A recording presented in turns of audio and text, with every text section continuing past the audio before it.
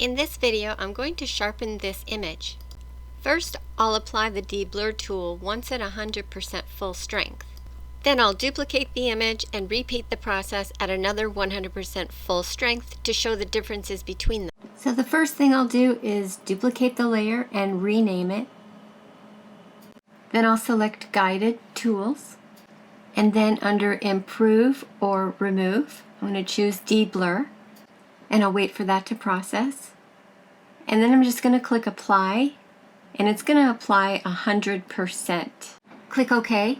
I'll wait for that to process. And now I'll duplicate this layer, and I'm going to rename this layer as well.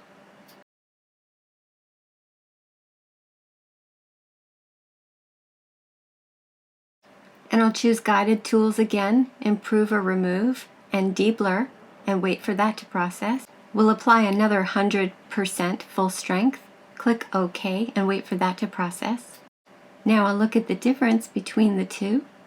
Well, the three, the original, the 100%, and then the 200%. So here's 200%, and let me zoom in. And now 100%, and now the original. Give it a try and let me know what you think.